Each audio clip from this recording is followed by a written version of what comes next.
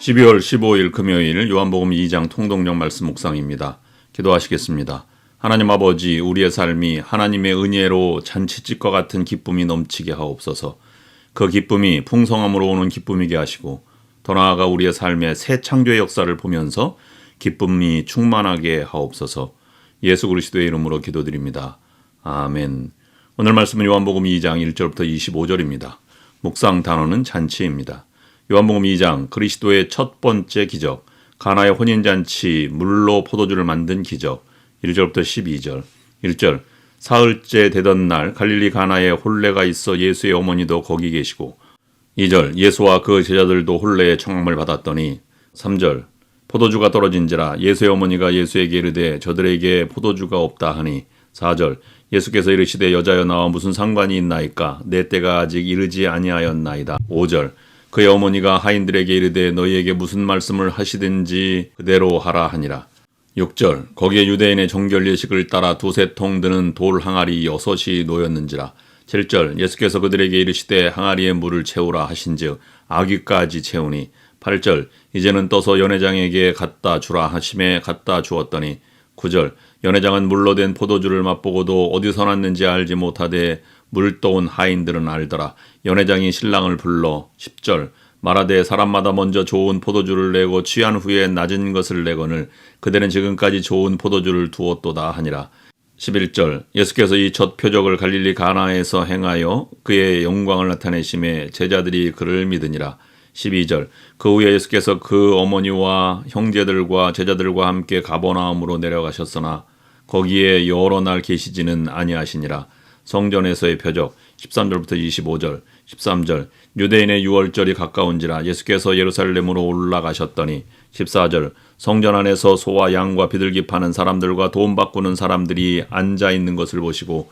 15절, 노끈으로 채찍을 만드사 양이나 소를 다 성전에서 내쫓으시고 돈 바꾸는 사람들의 돈을 쏟으시며 상을 엎으시고. 16절, 비둘기 파는 사람들에게 이르시되 이것을 여기서 가져가라. 내 아버지의 집으로 장사하는 집을 만들지 말라 하시니. 17절, 제자들이 성경 말씀에 주의 전을 사모하는 열심히 나를 삼키리라 한 것을 기억하더라. 18절, 이에 유대인들이 대답하여 예수께 말하기를 내가 이런 일을 행하니 무슨 표적을 우리에게 보이겠느냐. 19절, 예수께서 대답하여 이르시되 너희가 이 성전을 헐라 내가 사흘 동안에 일으키리라. 20절, 유대인들이 이르되 이 성전은 46년 동안에 지었거늘 내가 3일 동안에 일으키겠느냐 하더라. 21절, 그러나 예수는 성전된 자기 육체를 가리켜 말씀하신 것이라. 22절, 죽은 자 가운데서 살아나신 후에야 제자들이 이 말씀하신 것을 기억하고 성경과 예수께서 하신 말씀을 믿었더라. 23절, 6월절에 예수께서 예루살렘에 계시니 많은 사람이 그의 행하시는 표적을 보고 그의 이름을 믿었으나. 24절, 예수는 그의 몸을 그들에게 의탁하지 아니하셨으니 이는 친히 모든 사람을 아심이요. 25절, 또 사람에 대하여 누구의 증언도 받으실 필요가 없었으니 이는 그가 친히 사람의 속에 있는 것을 아셨음이니라. 아멘. 소박한 것으로부터 기적과 능력이 시작됩니다. 요한복음에서는 많은 기적 중 특히 7개를 선택해서 소개하고 있습니다.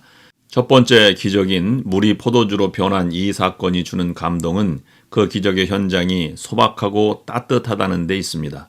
예수님이 가나라는 아주 작은 도시의 혼인잔치에서 기적을 베푸신 이유는 포도주가 떨어졌기 때문입니다. 예수님은 자신이 메시아인 것을 보여주기 위해서 기적을 베푸신 것이 아닙니다. 여러분, 구제는 왜 합니까? 내가 배가 고파봤기 때문에 구제하는 것입니다. 그리고 그 사람이 배가 고프다고 하기 때문에 도와주는 것입니다. 왜 치료합니까? 내가 아파보았고 그 사람이 아프기 때문입니다. 그런데 요즘은 환자가 돈을 낼 수 있는 사람인가 아닌가 먼저 구분합니다. 도와주는 것도 마찬가지입니다. 내 편이니까 도와주고 상대편이면 돕지 않습니다. 그런데 이런 삶의 방식이 때로는 마음이 시원하고 당장에는 이익을 가져다 주는 것 같지만 결과적으로는 잔치집 기쁨이 아닌 초상집처럼 쓸쓸함을 동반하게 됩니다. 무슨 일이든 조종자가 되지 마십시오. 그냥 있는 그대로 받아들이십시오. 배고픈 사람에게 먹을 것을 나누어주고 병든 사람을 치료해주고 외로운 사람은 위로해 주십시오. 이것이 예수님의 마음이요 사람을 사랑하는 마음입니다. 여러분의 모든 관계가 순수하기를 바랍니다. 동기를 순수하게 갖기를 바랍니다. 그러면 여러분의 뜻이 전달되고 따뜻한 영향력을 미치게 될 것입니다. 다른 사람을 예수님 대하듯이 대하십시오.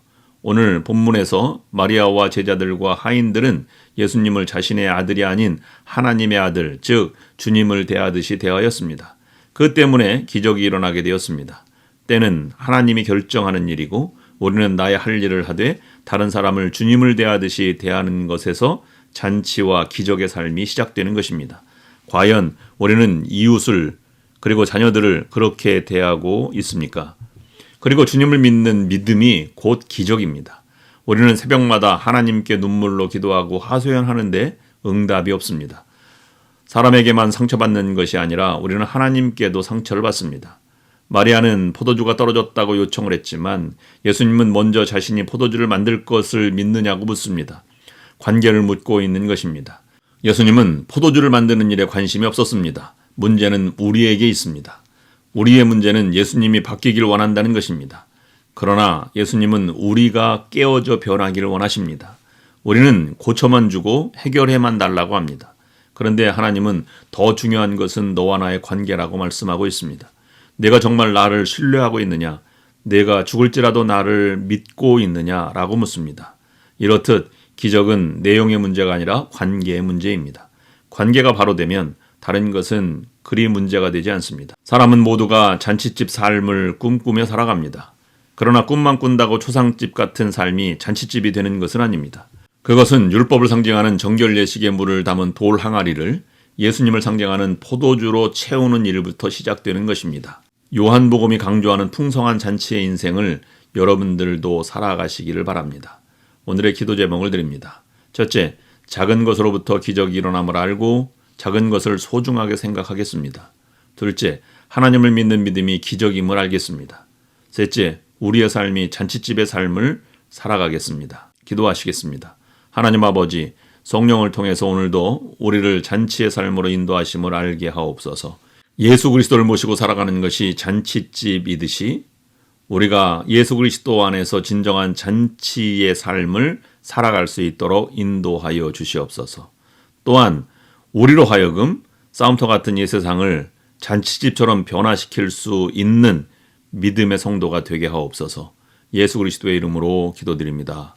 아멘.